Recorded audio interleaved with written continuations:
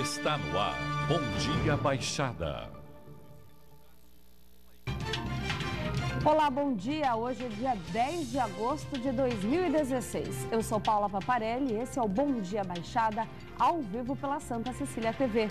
Recebemos em nossos estúdios os doutores Rubens Amaral, especialista em doenças renais, hipertensão e bem-estar, e o doutor Jaime Santana Filho, diretor técnico da Maternidade Municipal de São Vicente, para discutir sobre saúde. Vamos às notícias do dia. O Senado aprovou por 59 votos a 21 o relatório da Comissão Especial do Impeachment na madrugada desta quarta-feira. O documento recomenda que a presidente afastada Dilma Rousseff seja levada a julgamento pela Casa. Com a aprovação, ela se torna ré no processo e deve ser julgada no fim do mês. Hoje o assunto é saúde, mas no primeiro bloco a gente sempre fala um pouquinho de economia, bastante sobre política nacional. E aí, primeiramente, eu agradeço aqui a presença de vocês, doutor Jaime, agradeço, doutor Rubens, mas a gente não tem como só falar de política diante de toda essa situação que a Dilma foi aí, realmente foi confirmado, ela foi levada a julgamento, finalzinho de agosto será julgada. Queria saber a opinião de vocês sobre isso. O impeachment era esperada que fosse realmente levada a julgamento? O que vocês acham sobre essa? Ela vai, realmente, o impeachment vai acontecer? Doutor Rubens. Eu acho que o impeachment, nós temos que falar sempre com enfoque na área da saúde, né?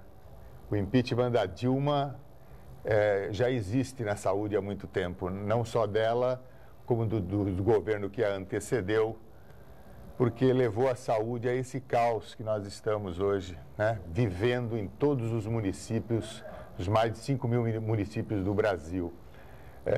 Eu digo que a gente hoje está muito preocupado com os políticos em várias áreas, a área econômica, mas essa política econômica, essa política da corrupção, essa política do roubo, vai levar e já está levando a uma porção de pessoas a ficarem doentes, porque perderam os empregos, porque estão ansiosas, porque entraram em depressão, porque ficaram hipertensas, ficaram diabéticas, ficaram obesas, ou seja, nós criamos o mal desses últimos governos, é o que vai ser produzido no transcurso das próximas gerações.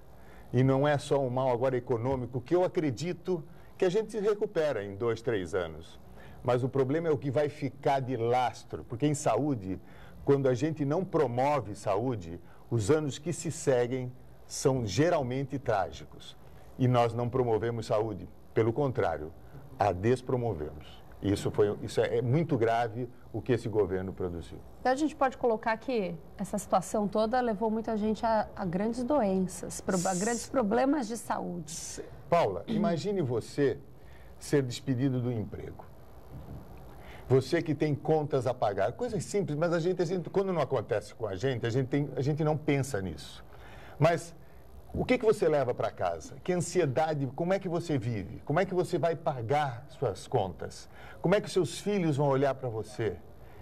É uma tragédia. Isso gera um decréscimo do nosso sistema imunológico. Nosso sistema imunológico O que mantém a gente vivo é a capacidade da gente reagir frente às situações.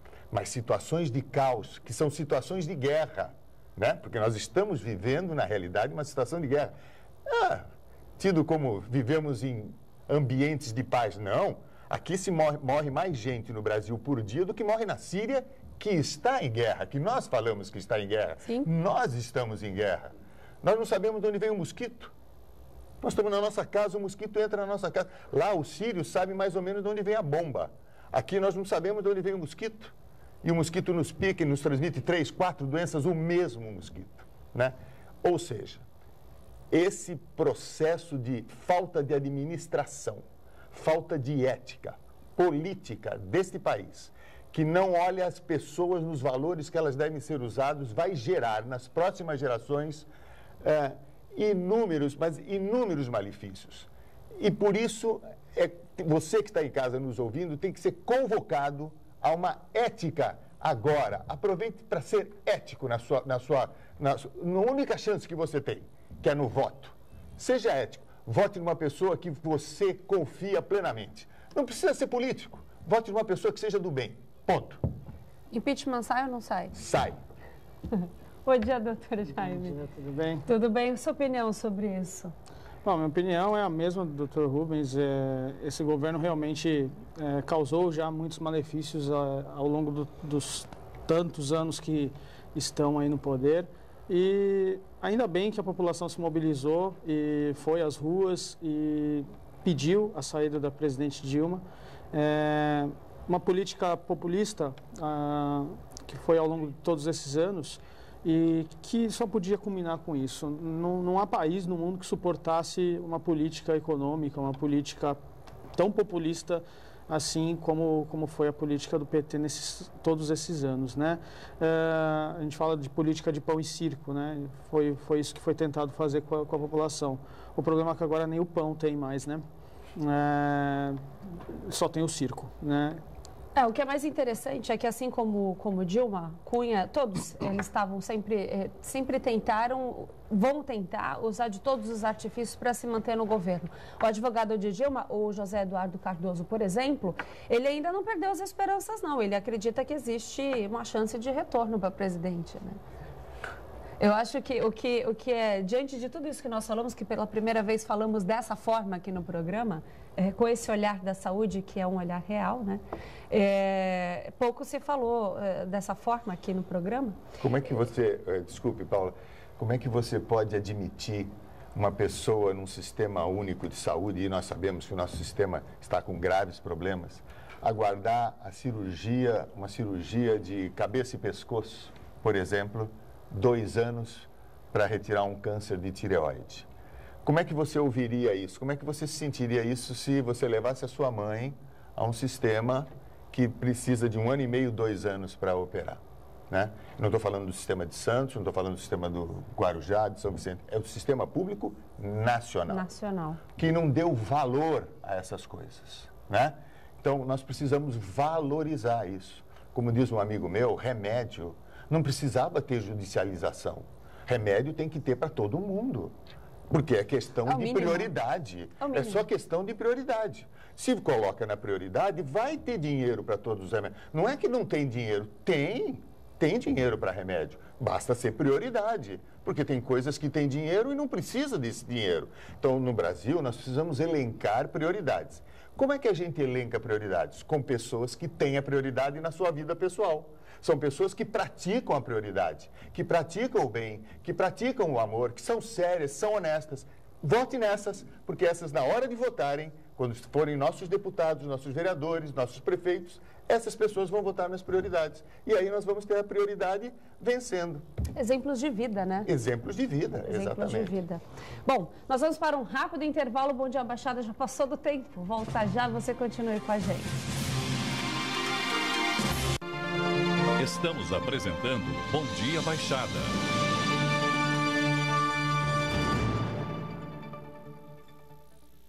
Quer se dar bem no Enem 2016 e ainda concorrer a bolsas de até 100% de desconto em qualquer curso da Unisanta? Faça o 9º simulado aberto que a Universidade Santa Cecília preparou para você. Inscrições gratuitas até 14 de setembro pelo site unisanta.br/simulado e prepare-se para o Enem com um formato de prova real. Informações 32027101. Nesse Dia dos Pais, aproveite para dar um grande abraço naquele que te carregou no colo, te deu algumas broncas, mas acima de tudo, te ama incondicionalmente. Feliz Dia dos Pais, dia 14 de agosto, homenagem do Sistema Santa Cecília de Comunicação. O Campeonato Paulista é na Santa Cecília TV. A emissora exibe com exclusividade ao vivo o jogo Portuguesa Santista e Desportivo Brasil, direto do Urico Mussa, sexta, 8 da noite. Vá ao estádio, acompanhe a Briosa nesse desafio. Narração de Armando Gomes, acompanhado do comentarista Luiz Lombardi, para levar todos os detalhes desse jogaço com a equipe esportiva da Santa Cecília TV. Portuguesa e Desportivo Brasil, sexta, 8 da noite, na Santa Cecília TV, a TV que não para de crescer. Apoio Nita Alimentos. Leve momentos deliciosos para a sua casa. Colégio e Universidade Santa Cecília. Unisanta. Se você é estudante de pós-graduação da Unisanta ou de qualquer outra universidade, participe do 5º Encontro Nacional de Pós-Graduação, dias 4 e 5 de novembro. Apresentação de trabalhos em painéis e orais visando uma evolução dos temas para submissão em revistas científicas. As inscrições são gratuitas até 30 de setembro pelo site www.unisanta.br/ENPG. Universidade Santa Cecília, primeira da Baixada em ranking mundial sobre excelência de pesquisas. Há 55 anos, promovendo transformação social e conhecimento científico. Voltamos a apresentar Bom Dia Baixada.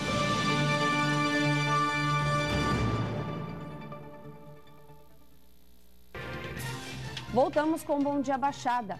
O comércio de São Vicente espera registrar crescimento nas vendas para o Dia dos Pais, segundo pesquisa realizada pela Associação Comercial da cidade.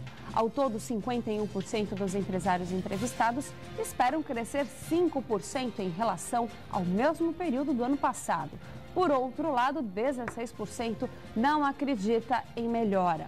Já os mais otimistas apostam que as vendas superem até os 20%. É bem típico do brasileiro, né? Manter a esperança diante de todas as dificuldades, né, Rubens? Sem dúvida nenhuma, né? Mas esse vai ser um Dia dos Pais interessante, porque quantos pais vão receber só um grande abraço, o carinho dos filhos, porque as coisas não estão fáceis, Uma né? crise que eu acho que não foi vista, né, há muitos anos, eu acho, ou nunca foi vista dessa forma. Por outro lado, tem um aspecto positivo, né? Sim. Porque nós precisamos sair também do presente, simplesmente, né? Às vezes o pai está precisando receber realmente o carinho do filho, né? Um abraço. E o presente muitas vezes inebria tudo isso, tira o foco. Eu dou um presente e esqueço de abraçar. Eu dou um presente e eu esqueço de beijar. Eu dou um presente e eu esqueço de agradecer. Então, tem aspectos, em todas as situações existem aspectos positivos. Na parte financeira, eu não estou tão otimista quanto estão os comerciantes. Eu também não estou muito otimista, não. Doutor, então pode ser que muitos pais esse ano recebam um bom e velho abraço? Com certeza. Também não acredito muito nesse crescimento, não, nas vendas. O país inteiro está em crise. A gente vê nas mais diversas áreas do país aí uma queda em tudo, né? Queda na arrecadação, queda nos rendimentos, queda no salário do brasileiro. Não acho que vai aumentar, não. Minha opinião, não acho que vai aumentar, não. Por outro lado, é bom, né? Porque a relação interpessoal vai ser maior para suprir a necessidade do presente. O país todo está vivendo uma crise muito grande, mas eu acho que nada pior, como a gente falou até no começo do programa, como a crise que afeta a saúde, a crise que afeta a área da saúde e a saúde na Baixada Santista. Eu queria saber a opinião de vocês. Doutor, como é que o senhor vê a área da saúde aqui na região? Olha, eu vejo a saúde assim, como está inserida no país que está em crise, obviamente vai estar em crise também. Vai refletir. Né? Reflete, não tem jeito, né? Então, a gente trabalha com as condições que são impostas, né, que são colocadas para a gente, né? Dentro disso, cabe a cada serviço tentar se adaptar e tentar fazer o melhor para o paciente, que é quem não tem culpa, né? A pessoa que vai procurar um hospital que precisa de um atendimento hospitalar, ela não tem culpa de nada, né? E ela realmente precisa ter um bom atendimento. E é isso que que eu vejo nos serviços que eu trabalho e que a gente faz. A equipe médica dos serviços que eu trabalho faz muito com bastante pouco, né? Dentro daquilo que a gente pode fazer, dentro daquilo que é oferecido. E eu vejo outros amigos em outras cidades, outras capitais, aí tendo problemas muito parecidos, né? De não ter acesso a exames, que nem o doutor falou, filas enormes para poder operar, para poder até ter uma consulta, né? Então, isso é um sistema que está bem complicado. Falido? Não digo falido, porque, assim, o SUS, na sua essência, ele é um bom sistema de saúde, né? Ele não é um sistema de saúde ruim. Comparar com outros países aí, ele é um sistema de saúde que, teoricamente, dá acesso a todos os cidadãos, né? Só que, com toda a crise que vem no país, com toda a escassez de recursos que tem em tudo quanto é lugar, fica muito difícil fazer uma medicina realmente de ponta que possa proporcionar aos cidadãos uma medicina boa, exames e etc., né? Consultas, uma coisa mais rápida, porque não tem como fazer isso numa crise dessa. Quem estuda medicina, hoje em dia talvez seja diferente, mas quem estuda medicina não estuda para enfrentar uma situação como essa, estuda para ter pelo menos um pouco mais de recursos do que se tem hoje diante dessa crise toda. Como é que é para um médico estudar durante tantos anos, se dedicar ao longo da carreira, porque é um estudo constante de atualização, né? Eu gostaria de saber da opinião de vocês, e encarar essa crise financeira, essa crise na saúde, tantas pessoas doentes por esse tipo de problema também, falta de atendimento, falta de recursos. Como é que um médico encara isso, doutor? Com todo respeito a todas as profissões, a medicina é uma profissão maravilhosa, né? Você não acha, Jaime? Acho. É uma profissão fantástica, porque nós temos a possibilidade de ajudar as pessoas diariamente. A cada momento, a gente levanta de manhã, é uma graça quando um telefone nosso toca e um paciente precisa da gente para às vezes uma simples palavra, né? Aliás, a grande maioria das pessoas precisa de um conforto, né? Todos os médicos medicam muito bem, sabem medicar. A diferença hoje dos sistemas, do atendimento, é na humanização, é no jeito de atender, é no carinho. E é como falou o doutor, nós precisamos hoje, com menos recursos, fazermos mais. Aliás, em crise e em guerra, é assim que a gente tem que se comportar. O general solicita dos seus soldados, quando o exército do lado de lá é maior e mais competente, mais esforço para ganhar a guerra. Nós estamos em guerra, estamos em crise, temos que vencer. Como é que se vence? Fazendo mais esforço, sendo mais carinhoso, tendo mais atenção.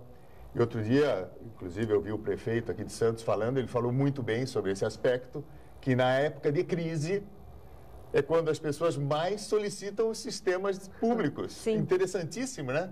Essa visão, e é mesmo.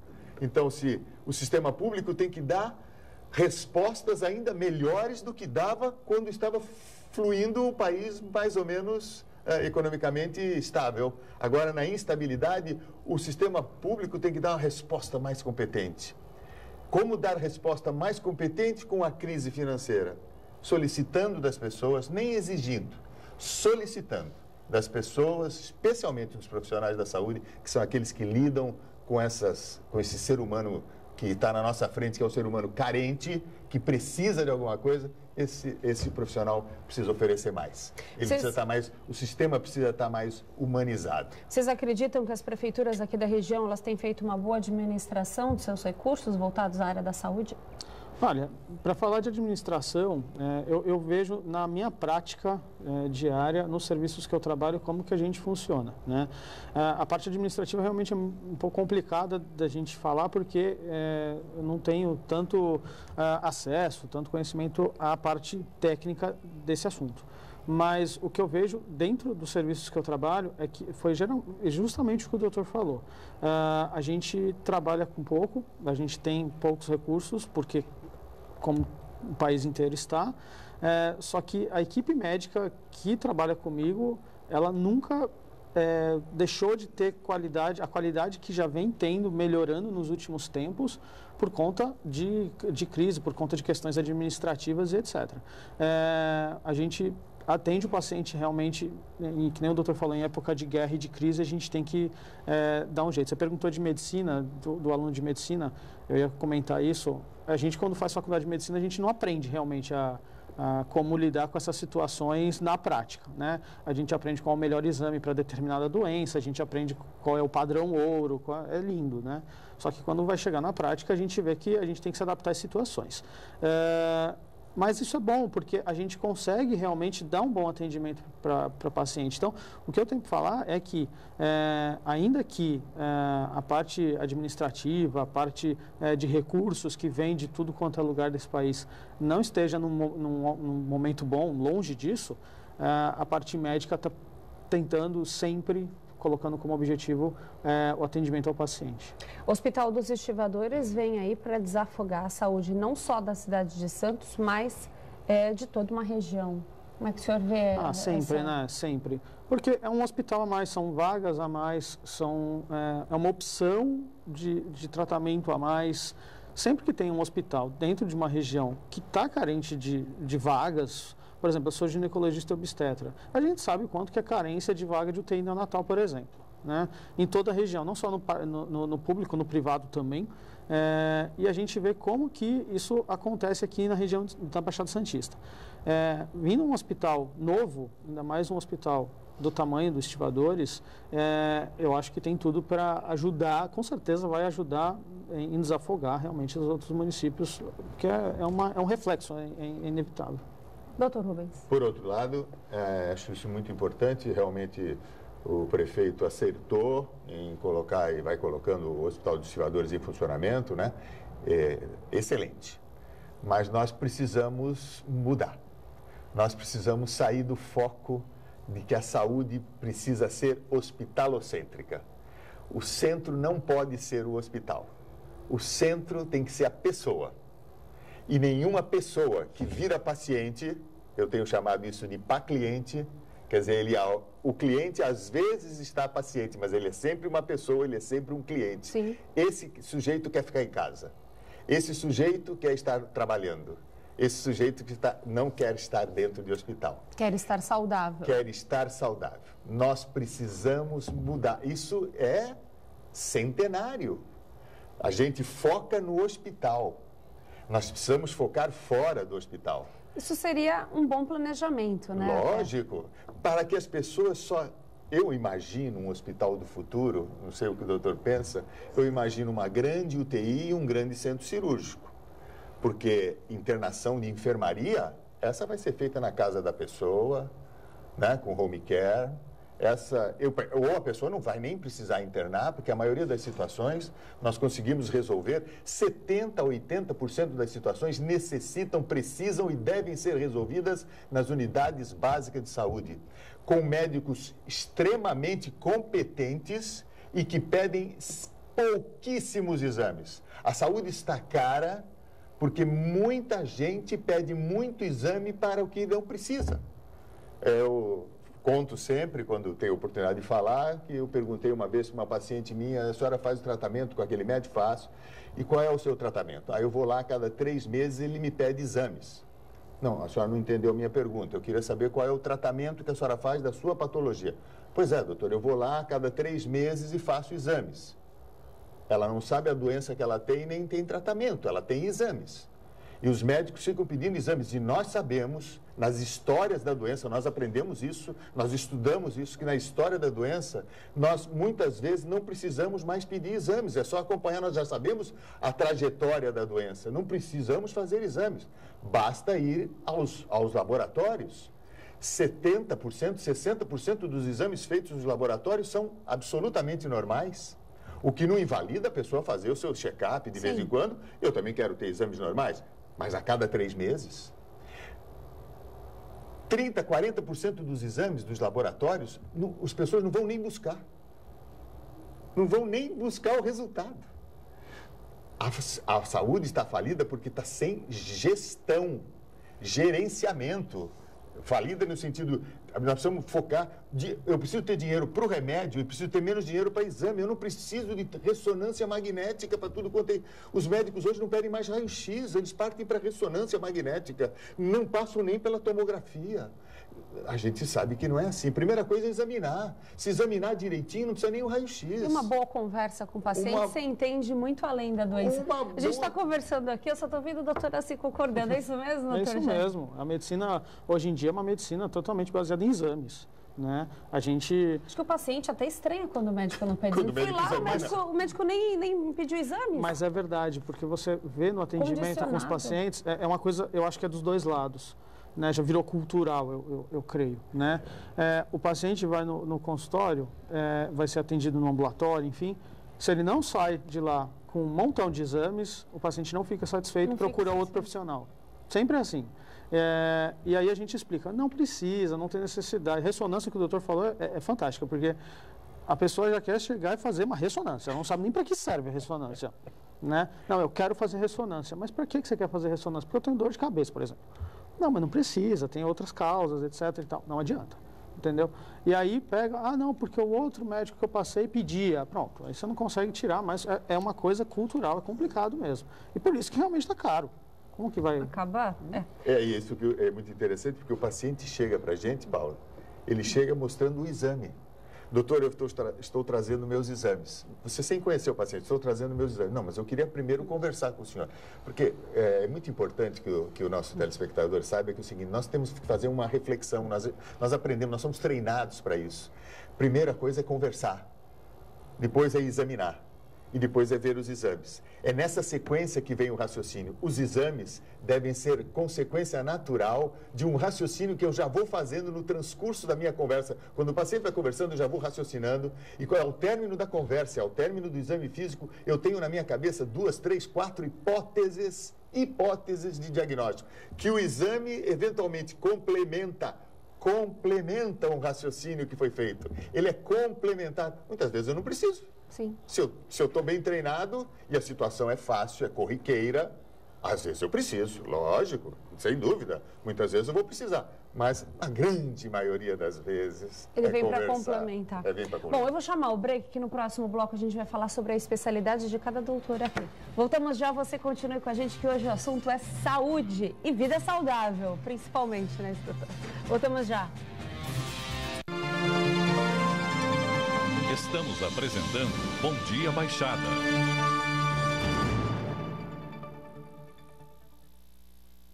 Realize seu sonho do ensino superior. Faça o vestibular da Universidade Santa Cecília em ensino à distância.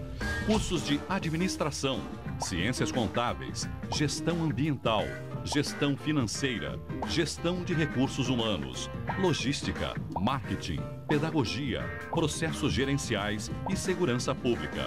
Vestibular Universidade Santa Cecília em ensino à distância. A menor distância entre você e o mercado de trabalho. Inscreva-se já. www.unisanta.br/vestibular. Informações 3202-7101.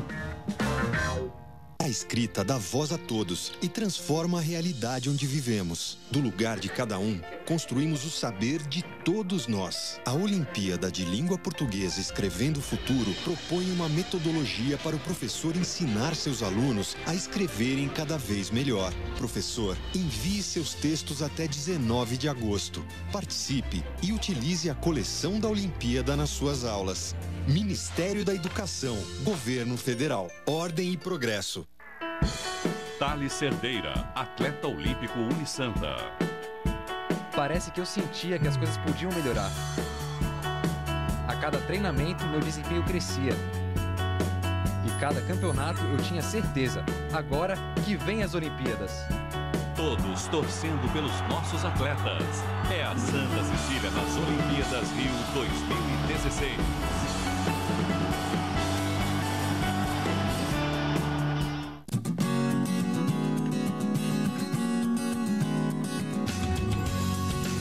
Dicas para economizar água. Conserte vazamentos e feche bem as torneiras. Um gotejamento, por exemplo, pode desperdiçar cerca de 40 litros de água por dia. Troque a mangueira pelo balde na hora de lavar o carro. A economia pode chegar a 180 litros. A Santa Cecília TV colabora com o meio ambiente.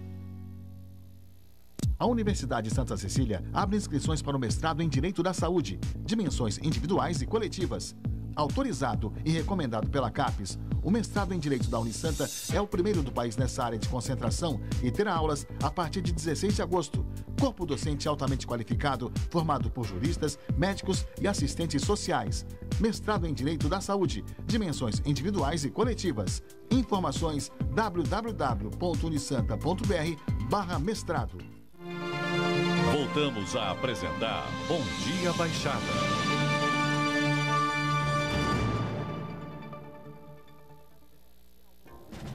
E voltamos com Bom Dia Baixada. Uma pesquisa divulgada pela Agência Nacional de Saúde Suplementar no mês de julho mostra que os planos de saúde brasileiros fizeram 3 vezes mais cesarianas do que a média dos países da Organização para o Desenvolvimento Econômico. Durante os anos de 2014 e 2015, 85% dos mais de 1 milhão de partos realizados por convênios médicos foram por cesáreas. O Brasil fica em primeiro lugar no ranking de países com maior percentual de partos cirúrgicos. Doutor Jaime, é uma realidade essa, né? Preocupante esses dados. Totalmente preocupante. O Brasil, ele é o país, como você mesmo falou, campeão em cesarianas, né? Cesariana é um parto cirúrgico, ele é uma cirurgia, tem indicação. Salva vidas todos os dias, só que tem indicação. O problema é que no Brasil a cultura foi o inverso. A cultura foi do imediatismo, do resolve mais rápido, entre aspas, do eu não vou sentir dor, também bem entre aspas, porque o pós-operatório existe, né? E a gente sabe.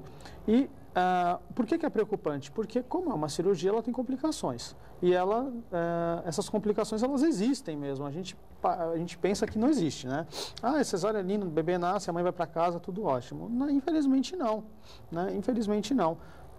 Parto normal também tem suas complicações, só que são complicações muito menores, assim, nos estudos, na literatura médica, tudo a gente sabe que no parto normal, por ser natural, ele tem muito menos problema do que cesariana. Então, o Brasil continua sendo um campeão.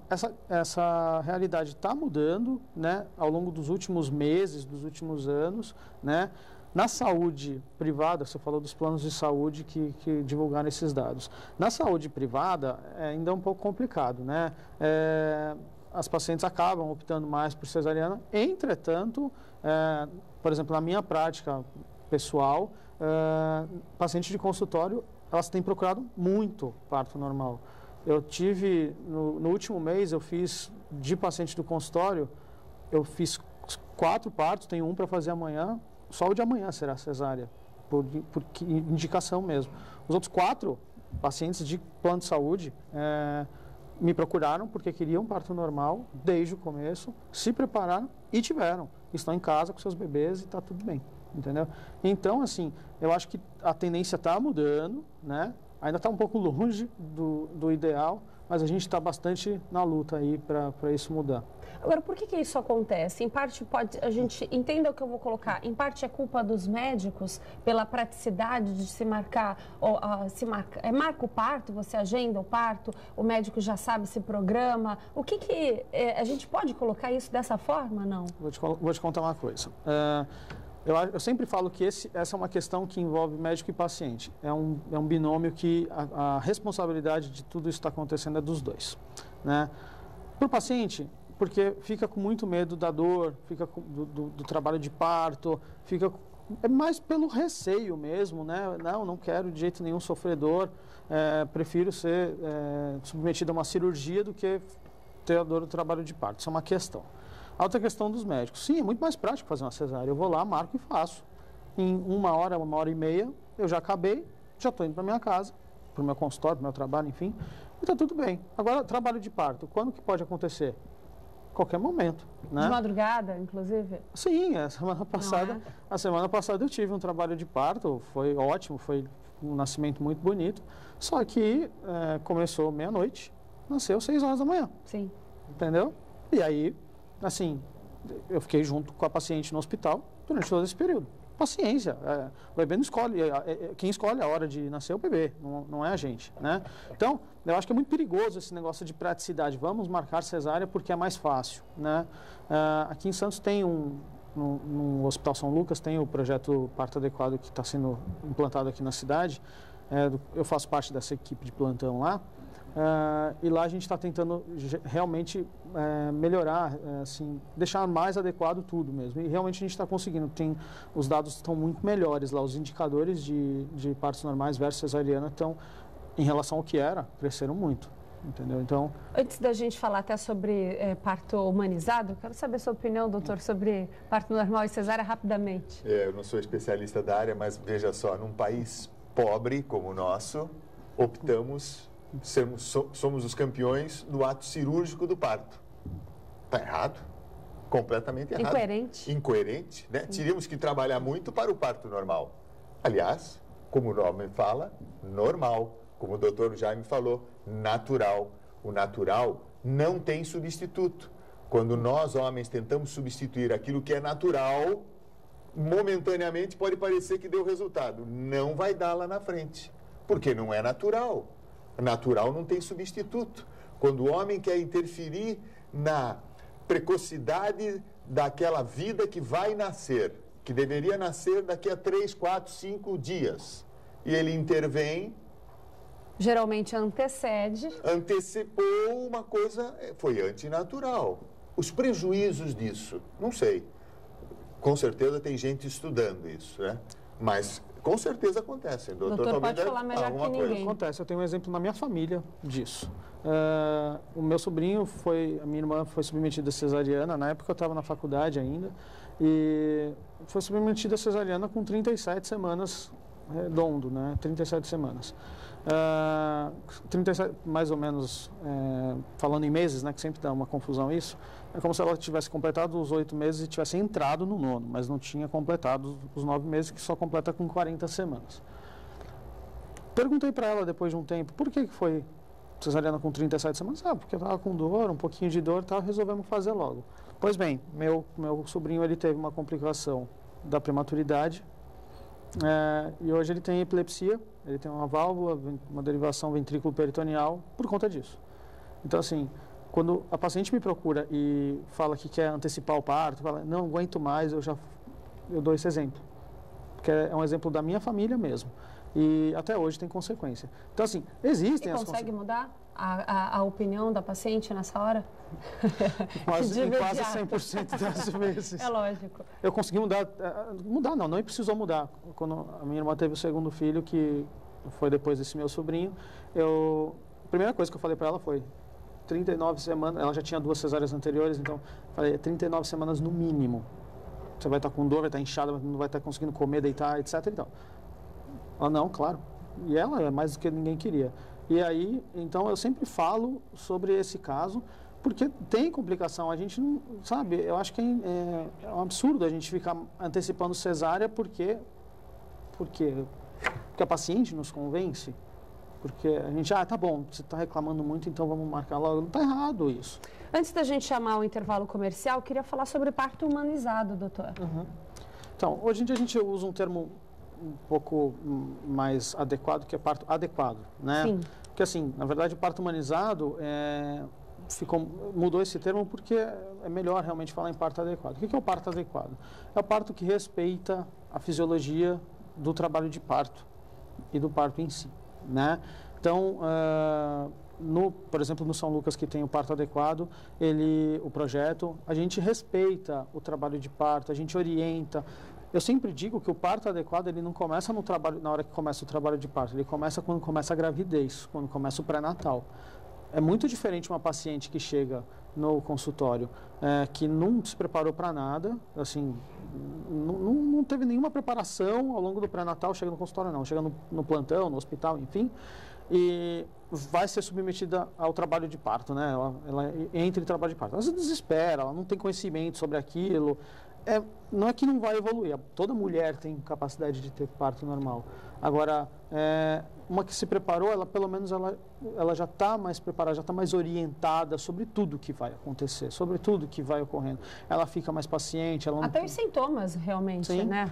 Sim. Então, eu sempre falo que o parto adequado começa no pré-natal. Tá. Um pré-natal bem feito, bem orientado, aquele que você para e tira realmente as dúvidas, não fica fazendo uma coisa mecânica, exames, que nem a gente estava falando, exame, vê, tá tudo bem, tchau. Isso não vai ter sucesso, né? Agora, quando o pré-natal é bem feito, quando a gente vê essa diferença na prática mesmo. Então, o parto adequado nessa questão, para o pessoal, para o telespectador poder entender, aquele acompanhamento. É só pura e simplesmente isso? Qual é a diferença em relação a tudo isso? Eu digo assim, que começa no acompanhamento pré-natal. No trabalho de parto, a gente tem um trabalho de parto realmente mais adequado, mais humanizado, né? Uhum. Então, assim, o ideal, né, que a gente quer muito, é aquele parto que é dentro do quarto, com o pai e a mãe ali dentro, ou outro acompanhante que a paciente quiser. O bebê nasce de uma maneira fisiológica, não é medicalizar o parto, né, patologizar o parto, que eu sempre falo. Então não tem necessidade de ficar colocando soro muitas vezes com ocitocina, não tem necessidade de fazer episiotomia de rotina, que é aquele corte que faz embaixo para facilitar a saída do bebê. Não tem necessidade de intervenções. Tá? E anestesia nessas horas? Também não? Não, existe analgesia de parto e ela pode ser feita. Né? Eu sempre falo para as minhas pacientes, vamos tentar chegar até mais para o final possível, porque vai ser melhor, né? E assim, nos últimos partos eu até não precisei de analgesia em nenhum deles, foi tudo evoluindo bem.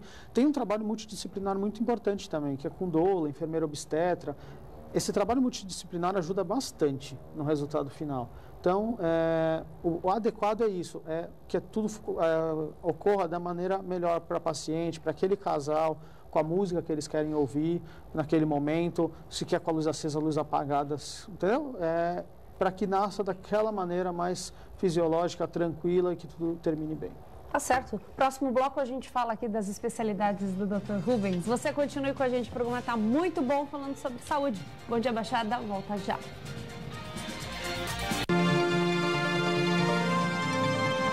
Estamos apresentando Bom Dia Baixada.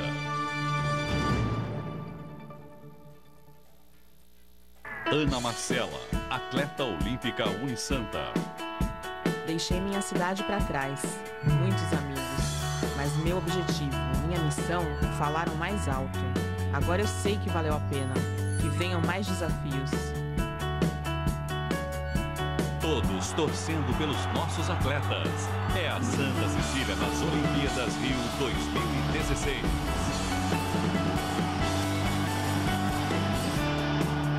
Para uma democracia funcionar bem, todo cidadão deve acompanhar seus candidatos, mesmo depois das eleições. Por isso é bom entender a função de cada cargo. Por exemplo, você sabe o que fazem os vereadores? Na Câmara Municipal, eles decidem o futuro do seu município. Os vereadores discutem e votam projetos que serão transformados em leis, fiscalizam se o prefeito cuida bem do dinheiro público, avaliam os orçamentos e levam à prefeitura as necessidades da população, ouvindo suas sugestões. E o prefeito? Você sabe qual é o seu papel? É dele a responsabilidade de usar o dinheiro que vem dos impostos para cuidar do dia a dia do seu município. Por exemplo, limpeza urbana, saneamento básico, manutenção de espaços públicos, postos de saúde e escolas, além de cuidar do transporte público e desenvolver as atividades que garantem o bem-estar dos seus habitantes. Pronto, agora é só escolher seus candidatos. Quanto mais você participa da democracia, mais o seu município fica do jeito que você quer. Justiça Eleitoral, a justiça da democracia. Voltamos a apresentar Bom Dia Baixada.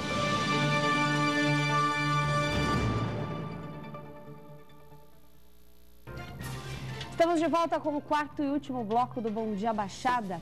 Eu quero já ir direto aqui para a questão do Zika vírus, nós estamos falando de gravidez. É importante ressaltar que, com crise econômica, política e Olimpíada, pouco tem se falado do Zika vírus e isso é um problema que continua, né, doutor? Sim, pouco tem se falado dos problemas, né? Agora com as Olimpíadas, tudo volta, as atenções são voltadas para isso, mas o Zika vírus é mais um dos problemas que acometeram o nosso país no último ano.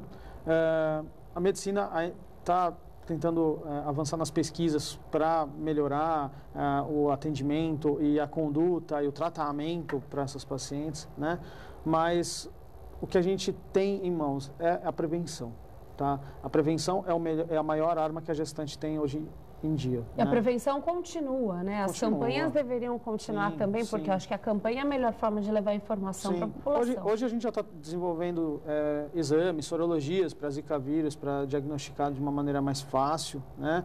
Mas, assim, eu sempre oriento as pacientes, continuem usando repelente, continuem evitando áreas endêmicas, né? É o que a gente tem para fazer. O repelente E o repelente é o que a gente tem para fazer, né? Porque é uma doença ainda que a medicina não domina totalmente, é uma transmissibilidade que a medicina não domina totalmente e resta para a gente a prevenção. Eu queria fazer uma pergunta para você. Posso fazer uma pergunta para ele? Por favor. Como é que você se comporta com relação àquela jovem?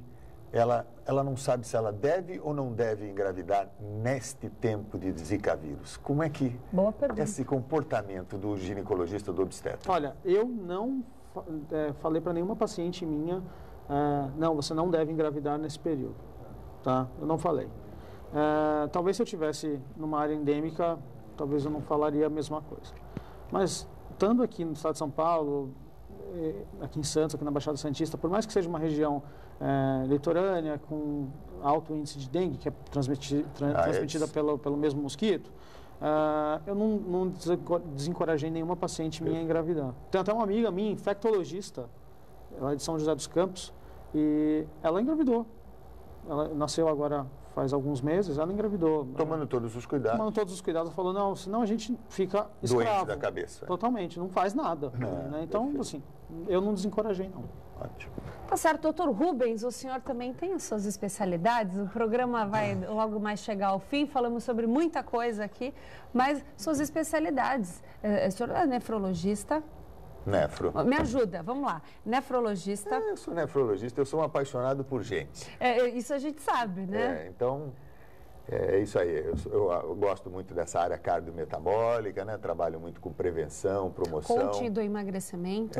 Coaching de emagrecimento, ou seja, é tentar fazer com que as pessoas adquiram comportamentos saudáveis, né? Eu acredito muito na prevenção, acredito muito no controle.